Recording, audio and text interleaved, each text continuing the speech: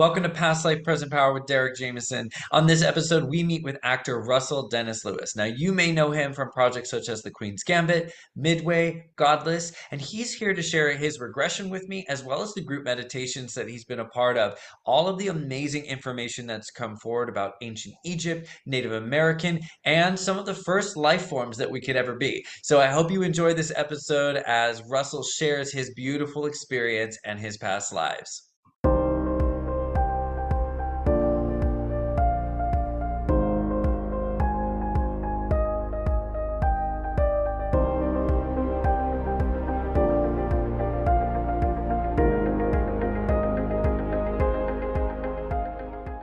Hey Russell, how's it going today? I'm great, thank you. How are you? I am doing wonderful. Mercury in retrograde just started, so I can already see the wonderful effects of that taking place all around me. How's it going for you? Same. Some technical difficulties, phone acting up, computer acting up, but it's all right.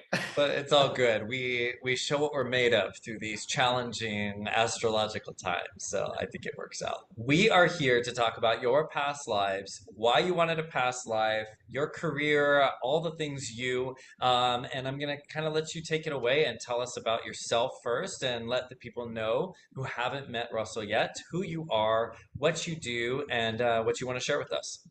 I'm Russell Dennis Lewis. I'm an actor. I live here in Los Angeles. Born and raised in upstate New York, the farmland, the rural dirt road of New York. But yeah, I've been in LA for 10 years.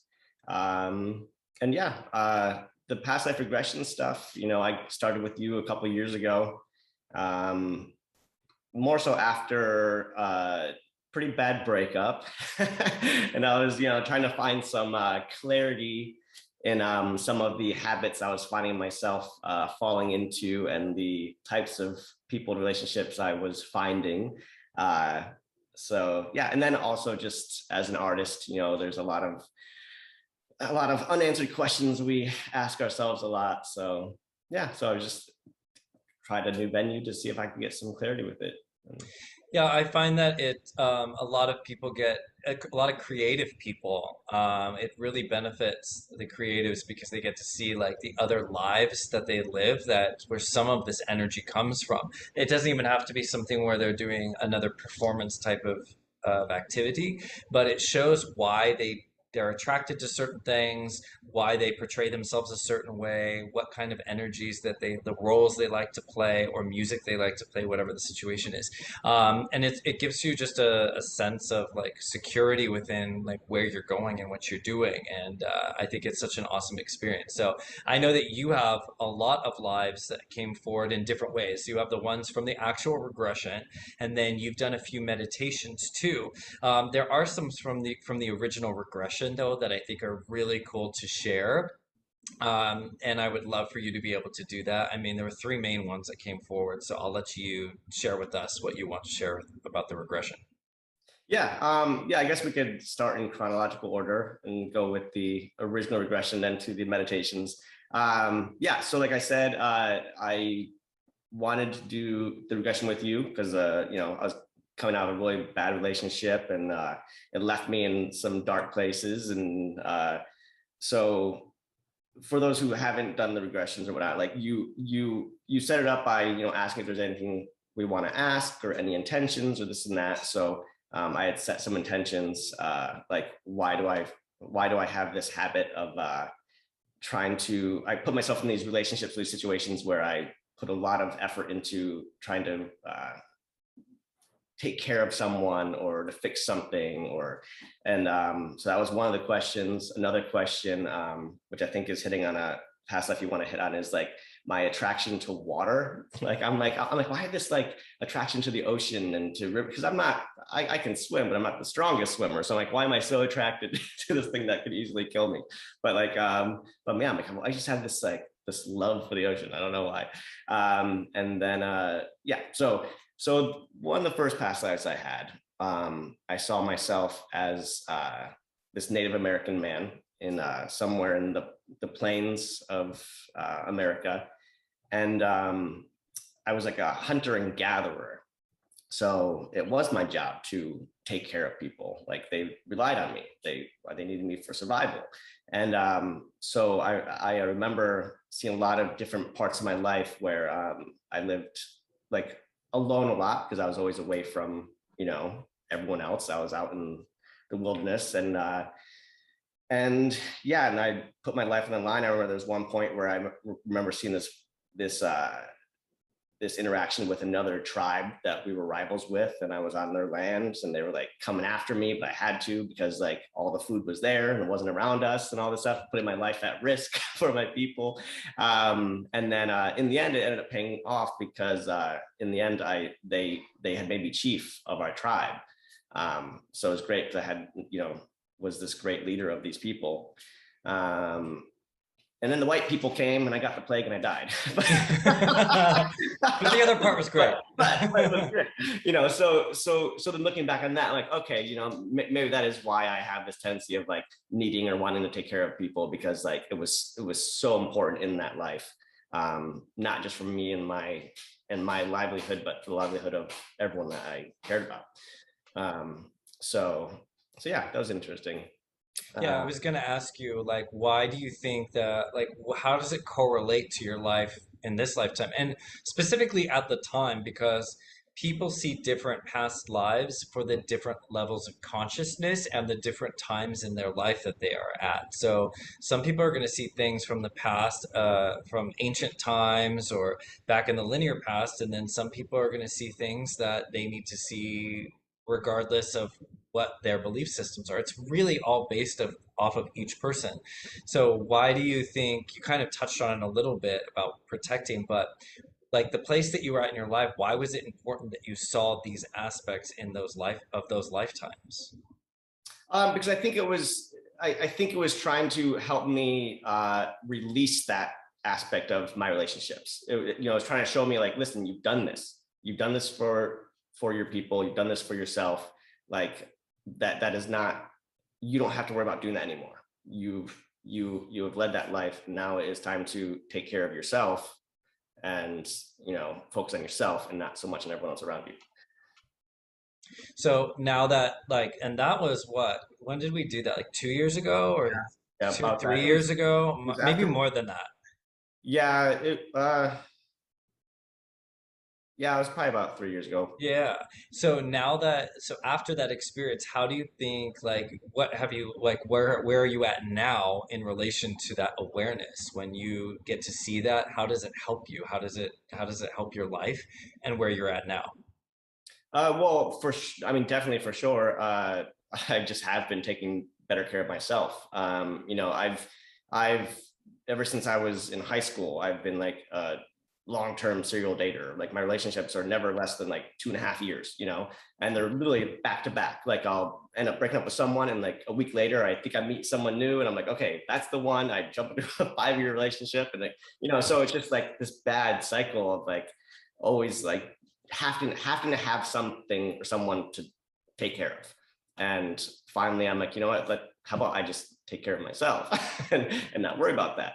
And yeah, and I've found amazing like self growth, amazing self healing, both physically and emotionally. Like I've had pains and ailments for years that I just could not get rid of, and then all of a sudden, with shedding all of this extra weight that I've been carrying, like it's amazing.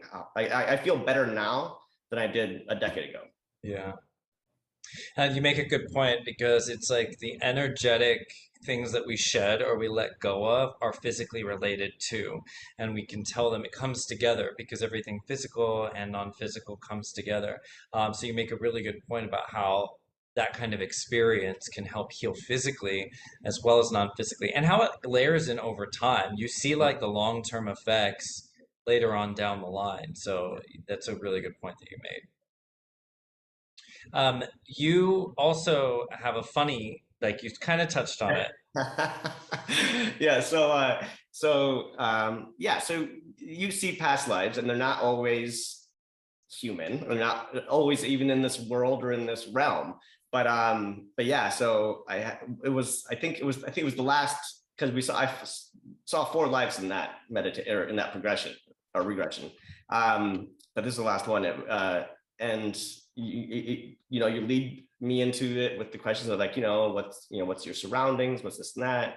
And I'm like, I see like a tunnel. I'm like, there's a tunnel, but it's moving. I'm like, it has teeth. I'm like, and then I like pulled back. I realized it was this like microscopic, like worm, single cell organism thing. And I'm like, what? And then you're like, can you see yourself? And I remember just like, I just saw like little frills around me. I'm like, oh, I'm like some sort of like microorganism, like photoplankton or something. I don't know, but I was like underwater, and I could see everything around me. I was like in this little pool, like there was algae and like seaweed, and I just remember I was just like, and then you were like, well, can you move? Can you swim? And I remember like I remember trying really hard. And I was just like, I'm like, I'm trying, but I'm not really going anywhere.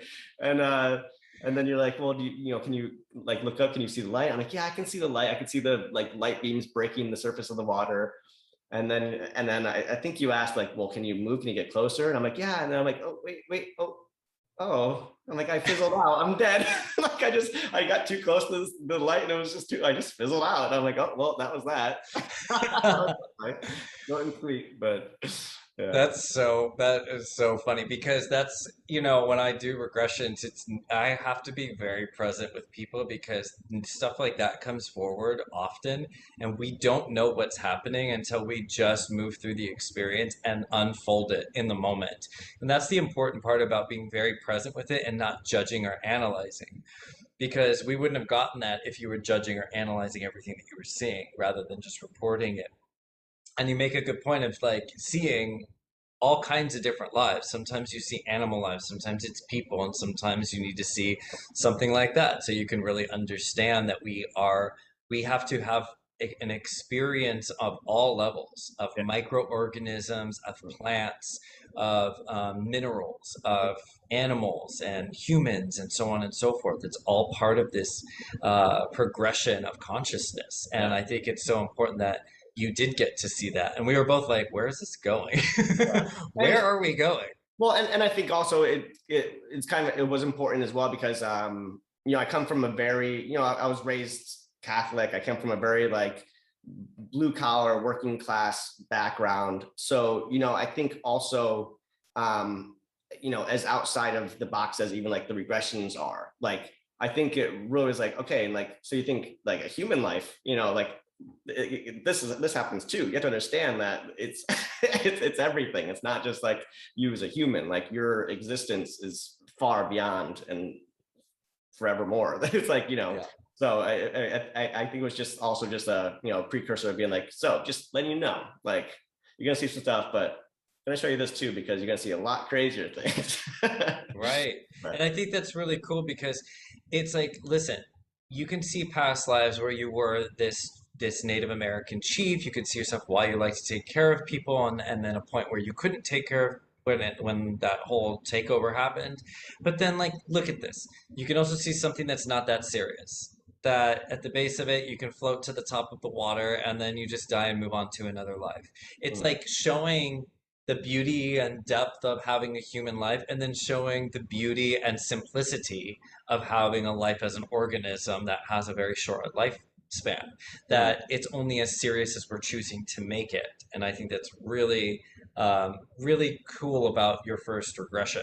yeah. And so that said, now you've had meditations and group meditations where we've been in groups where we've kind of seen almost like pieces of multiple past lives and like shared past lives, things like that.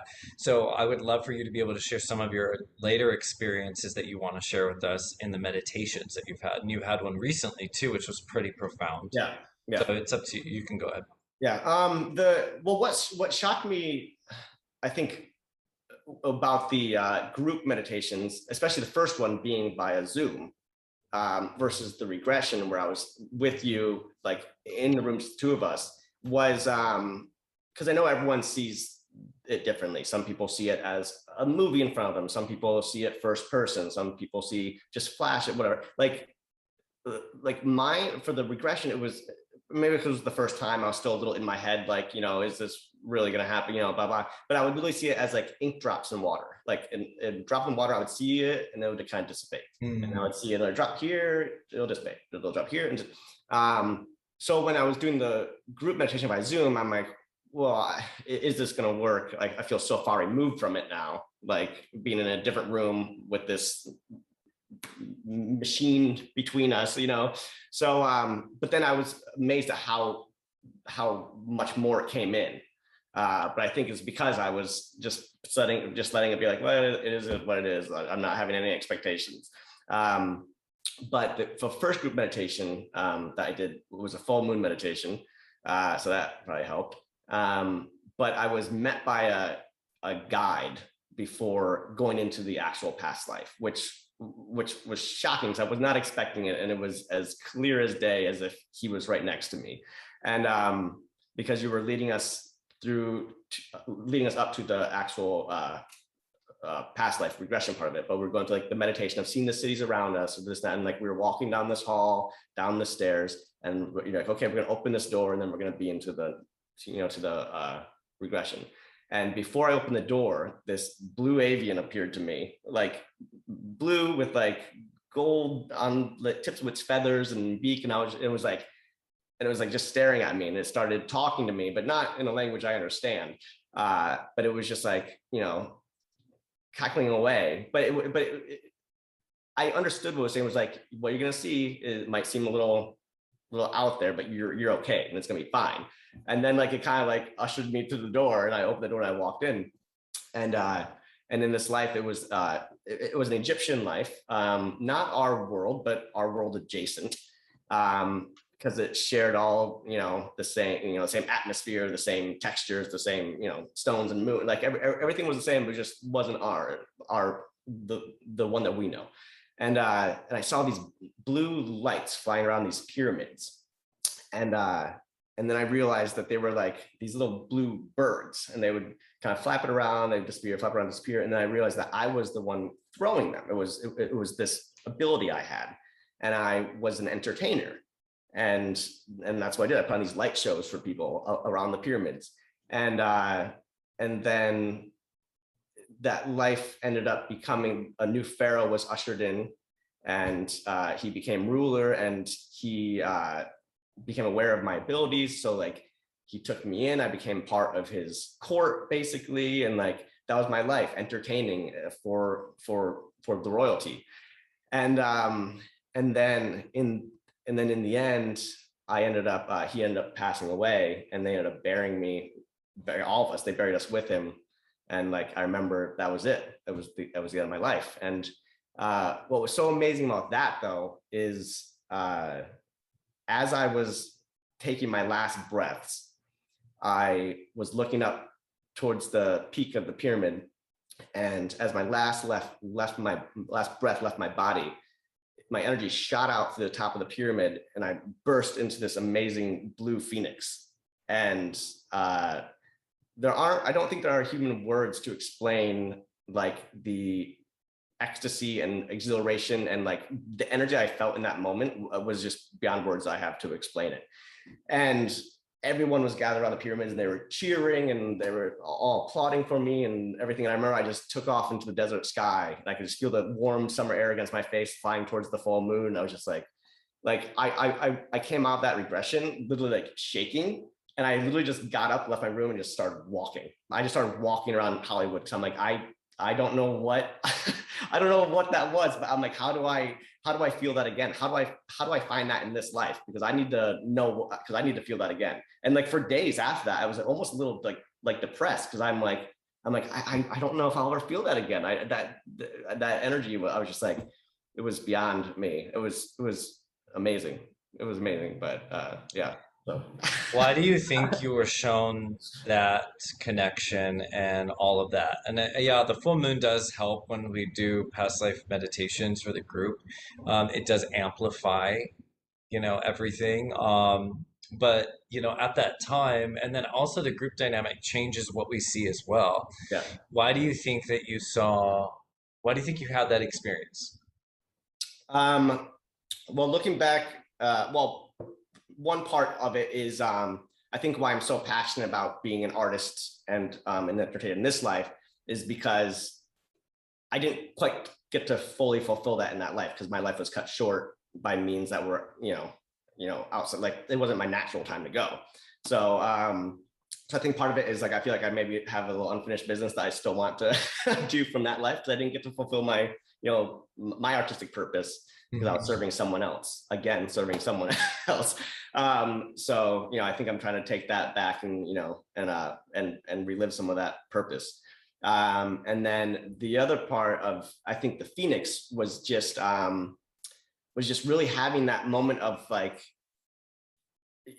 even in this life, there are rebirths. Like there are times in your life where you go through something and then you come out of it a completely different person, like or events and this, that. So I think it was a reminder of like, listen, just because you hit a block before, just because you come up to a wall or a closed door or a relationship or even an idea in your own head that you keep putting yourself up against, like there's always opportunity to go beyond it and become something new. So I try to keep that in mind whenever I'm struggling or irritated that auditions aren't coming in, or I feel like I'm putting out great auditions, I'm not hearing anything back. It's just like, it is what it is. And as an entertainer, the best we can do is just do our best, entertain the casting director in that moment, and they'll remember it for something else. But Yeah. yeah. So it's always important to ask these questions for ourselves. It's like, why are we having this experience? And if you're having something that means shown that. And then also, even what you said afterwards, it's like, I don't know if I'm going to feel that way again. And it's like, how do we pull that energy? And how do we, if we have access to it and we just accessed it, question is, how do we pull that energy of that experience that we know we have connection to into the lifetime that we're living now? How do we bridge heaven and earth, so to speak, and pull it in? Because there's a purpose behind us seeing those connections. There's a reason why we have a reconnection to that energy for where we're at that point. And it really is an invitation, and it's asking you, like, okay, now that you know, what are you going to do with it, or how are you going to operate? Where do you go from here, and how do you choose to integrate it here with this lifetime? And it's just important that people, when they have a past life connection, they understand why they're seeing that connection. Yeah. And then you also did the most recent activation, which was for Open Heart Warrior. And we did a group meditation, which was beyond what I even was expecting to have. I didn't know what to expect. I didn't expect anything, but like I knew people would see things, but like that was on another level. Um, what do you want to share about that experience, and why do you think we all had that experience? Because it was very charged. Yeah. Well, I think uh, what did make that a little different than the other meditation was that we were all in the same room. So I remember telling you, even because my brother and I were the first two outside of you and Mary showed up. And like as people entered the room, like you could literally feel the energy buzzing. Like before we even like started anything, before we even started any talks or meditation, like you could literally feel the energy just buzzing around the room. It was like there was a density to it. And so I think like that helped. I think also it was a lot of like-minded people. We all have, I think, similar goals and dreams and outlooks on what we'd like to see this world to be and become.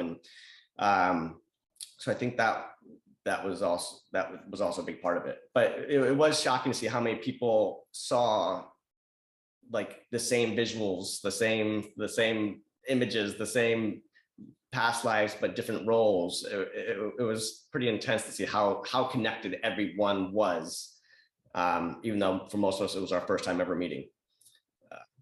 Do you want to share about the one life that brought that group together? Yeah. So I had one, and I think it was because there only a few of us guys, and then the rest were all ladies. So there was a lot of feminine energy in the room to begin with. So I think that kind of helped usher in this past life. But I saw myself as a nun, in somewhere in Central or South America.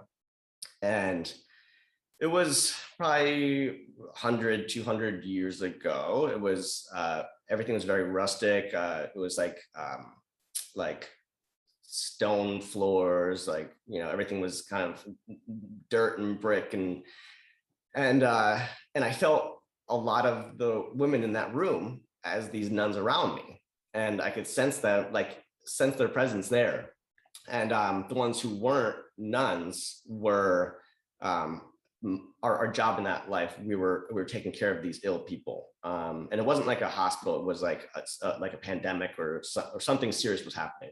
So for those of us who weren't nuns, the rest were the sick that we were taking care of. And there was this one nun in particular who I was very good friends with. I saw us having lunch, having bread and soup that we made ourselves, and I looked at her, and I was like, "Is this Matt?" And a guide or whoever was with me in that moment was like, "Yes, this is Matt." And I was like, "Oh, so my brother in this life was my best friend in this life. That's cool." And so we go about. I see some of our day-to-day lives of us taking care of the ill and everything. And then one day, these men came. They were fearful of the illness that we were taking care of or treating, and so they burned the convent down. And I just remember it was just chaos, and everything was black and smoky, and we were trying to get everyone out. And Matt went back in to try to get someone, and he got trapped. So I went in to try to get him or her in this life, and I couldn't get to him. I couldn't save him, and he perished in the fire. And then because I had spent so much time inside, I became trapped. And then the structure collapsed on me, and I thought I was dead. I was dead, but I was like, but it wasn't a final out. But then I came back to, and it was a little while later, and I was in a wheelchair. I no longer had the use of my legs. And I remember I was very angry and very bitter. And I turned my back on God and my faith, and I was just completely done with it. I'm like, I don't understand how you could let this happen. Like, everything we've done, all the good we were doing, how could you like let these people die? My best friend died. This happened to me. And I remember I spent the rest of my life just, without my faith. And I remember it was lonely. It was lonely. I was alone by myself most of the time. I didn't talk much to anyone. And then it was my dying day, and I was overcome with this complete like grief and regret of ever making that decision. And like I begged and pleaded to be taken to the church. I'm like, please just take me to the church. I need to make amends before I go. And so they took me, and I remember like the whole vision was like sepia tones, like beiges and grays and blacks. But as soon as we got to the basilica, the stained glass windows were just vibrant, bright, and you can see the light coming through them, and it was beautiful. And they wheeled me in up to the altar, and I began to transition. I started to pass away, and as I was passing away, I was met by this radiance, this just burning red flame, and it was God. And I was just overwhelmed with their beauty. I just like, to say a flame is just trying to find a word for it, but it was so much more than that. And I was just like, I am so sorry. And before I could even say sorry, God cut me off and was like, don't apologize. I was always loved. You were always loved. Even in your darkest time, you were never less than you needed to be. And that's okay. And I was just like, I was like lying on the floor, like bawling. I was just like crying, tears just streaming down my face. And I was just like that moment of just pure unconditional love, like in a moment where I had thought I was just the worst person in the world. It was just so just healing and beautiful. And then I became a flame, and I joined theirs, and we burned up into the ethos together. And that was the end. But it was like, yeah, it was beautiful. Yeah. I'm I'm so glad I'm so glad we talked about that story. I think that's a very I wanted to hear that I wanted to hear that again. I wanted to hear about that again, so I'm glad that I feel like I just heard the whole I saw the whole movie. I feel like I got the whole thing. And again, like what is it that like that was recently. Why Mm. would we need to see that? And like how does it relate to your life right now? Like what did you take away from it? Well, I for sure, I think just the message of like um, we can only do so much. Like it, we when we all signed up to be on this earth in this timeline, we knew it was going to be hard, and we knew we were going to be met with a lot of adversity and violence and anger, and we knew all that. But I think as humans, we forget that, and we don't know how to transmute that, and we take in a lot of it, and then we end up reflecting it back outwardly. And I think this was a good time to always remember that we are love. We are love, and we will always be met with love and grace in the end. And even if we don't feel that in the moment, we just have to try to remember, and then in return, always just meet people the same way with just love and grace, even when they're coming at us with anger. Yeah. With as the men with the torches I'm referring to. Um, and then again, in the end, just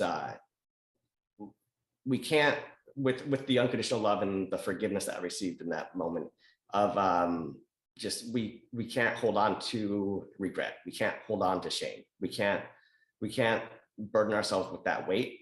If it's in the past, there's nothing we can do about it except try to find forgiveness within ourselves, for ourselves in that time, and just realize that, as I was told, even in my darkest time, I was never less than I needed to be.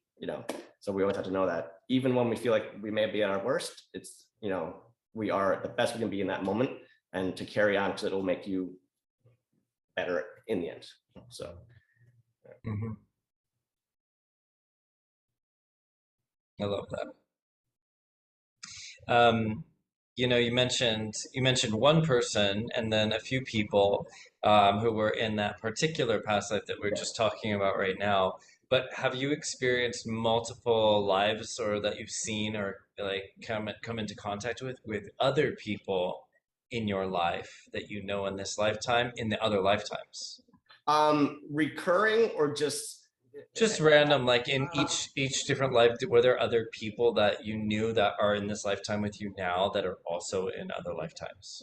um only one, that same night as the nun one, that I I had a past life with a friend of ours, Tien, and I saw her, and we were these record keepers in this utopian world where we kind of had we had access to the knowledge of everything. Like we worked in this tower of just these books with glowing blue orbs on them, and we lived in this world where we had everything we needed. We were provided for. We had everyone, but it was like everyone had the same. Everyone had the same home. Everyone had the same clothing. Everyone had the same food. Like we were vegetarians. I remember that we because you asked like what were you eating, and we were eating all these vegetables. And I was like, oh, we're vegetarians. We don't eat meat. And then, oh, my cat was there. Rufus was there. I had a cat, and I looked at him, and I was like, Rufus, and he broke the fourth wall, and he was like, I was like, Rufus Hmm. is here. Yeah, and then I remember I was watching Tien and I had this conversation, and but it was very serious. I'm like, we're having a very serious conversation, and it doesn't seem like we're quite happy with where we're at. And then next day I realized we're like running through this dark tunnel. I'm like this like sewer. I'm like, why are we running through the sewers? It's like dark and dirty, and we're running. And then I look down, and we're carrying the records. We're stealing the records. And I was like, oh, we're stealing the records. And then it all came to me as like the discussion we were having was we didn't think it was fair that we had all of this. We had all this knowledge and everything, and there were people outside of our community that didn't. So we were like stealing the knowledge to go give to the people. And they were chasing us. They attacked us. I fought them off, but was injured. They slit my throat. So I thought I was dying. I was giving the records to Tien to keep running with, but she wouldn't leave me. And then I kind of blacked out and I came back to, and it was like a time later, and we were like walking around these towns, like preaching. And well, she was preaching. I couldn't speak because my vocal cords were severed. So I was just there as a support, like handing out pamphlets while she like was spreading all this knowledge. Um, which I think is so interesting because in this life she has the ability to read the Akashic records. And again, the guide that was like kind of like leading me through the other life was like, yes, this is why she still has this ability, because she was such a large part in getting this knowledge out originally that, you know, she still carries that into this life. Yeah, so that was interesting. The other lives, the past lives, I don't recall seeing or remembering anyone. But again, I think I was just focused on like making sure it was happening. This now, I don't think I was fully aware of like trying to connect to the other people that I was seeing. I was just seeing people. So I don't think I was really attempting to make the connection. But Yeah, I mean, the story in the story you just told is really cool. And again, we're seeing those things because it's teaching you something about you. And what I do want to bring to everyone's attention that's going to watch or listen to that is that when you see a past life, it's not one dimensional. So you did, Russell, you did not see that lifetime, let's say, for one reason. mhm. There's multiple reasons why, and they come down to the colors you see. They come down to the people that are in it. They come down to the content in it. They come down to the feelings that you have within it. It comes down to the actual scenes. It's like so multidimensional and they mean so many different things. And it's always important that we like allow the answers to come for why we're seeing that. Because if you were given that information on that particular day and night, it shows you what you're also connected to on a certain level. And it's interesting. I mean, I'm just going to bring this up, and you can tell me not to put it in if you want to. But when you brought up this last week, so when a spirit guide of yours was saying, like, stop saying that this is crazy, Yeah, yeah. like you just need to da da da da da. Do you see the correlation also behind stopping that process of saying what you're going to speak or share about your truth is crazy, and then you have this other lifetime that you just recently saw where your throat was cut, where you literally couldn't speak the things that were inside of you and part of your soul's history? Do Yeah. you see how this is like interesting dynamic coming forward of seeing that and then being told that, and how it's like, no, no, no, we don't do that in this lifetime. Your throat isn't cut. You can Yeah. speak your truth. It's very interesting, and that only just came forward because you just shared that story. Yeah. Yeah. No, and even outside of the regressions, I think becoming more aware and open like that was not a regression when I had that, you know, visit from that guide. But I've been having a lot more of those and recurring. I've seen the Egyptian sort of backdrop with the blue phoenix a few times since having that, you know, and always in moments of like meditation or when I'm asking myself something that's not, you know. So it is interesting how these things they do revisit to, like, you know, reaffirm or to remind you know, of questions you have already asked yourselves and you thought you were moved beyond, and you're like, oh well, you know, like remember you've already like looked at this and you've analyzed this and you've realized that this isn't important, you can leave this behind. So you know, because we're only human, we take a few steps backwards every once in a while, but it's interesting that those same visions will come back and be like, don't forget. Yeah. And you keep getting new layers that come in as you go over time. As your consciousness expands, as you let go of the past versions of yourself, you start revealing other levels of your history. And that's how this all kind of works for everybody. Some people on their first meditation or regression um, are going to need to see exactly what needs to be cleared from this lifetime or what they're pulling in from a linear sense. But as your consciousness expands and you become aware of everything that is reality, what is truly out there, you start unlocking the secrets that you Mm, hold within yourself yeah. because it's all you holding it Mm, back from yourself, within yourself, and for yourself. And you can see that as you've been going along, because I've watched literally watched your process from that whole time, and it's literally layering in new levels, and then you're open to integrating those levels. You've changed so much, but only changed into your truest form. Yeah. Well, I was gonna say, and I have seen that. I've felt that change because, I mean, for those who know me, they know I may have a little bit of a temper, this, that, blah, blah. But I don't normally wear my feelings, for everyone to see. But there were many years where I was just so angry and bitter and jealous, and just like, and I was just I was living a very negative life. Even though on the outside I may have seemed like I was Mr. Fun and happy and this and that, like I was just not happy. And it wasn't until I started, really working with a lot of this where I've been able to like find that clarity and to let a lot of that go and just not let the stress get to me and realize that there is divine timing and just like know that again, like I'm never less than I need to be. Like I'm everything I am meant to be in this moment. So just enjoy it. Like there's no need to stress, because if I'm stressing, I'm not enjoying the present. So it's just really finding, like practicing that. And since then, like I mean, just my life, like the abundance that I've been receiving, and the new connections I've been making, and the friendships that I'm building. And I have people from all around, like they're like, oh my gosh, like I've been thinking about you so much lately, or oh, like you've been on my mind. I'm like, and it's like people I haven't talked to in like months, like years, or just people I've met one or two times, and they're like, oh, it's like, it's weird, this sort of like attraction to this new, like lighter version of me.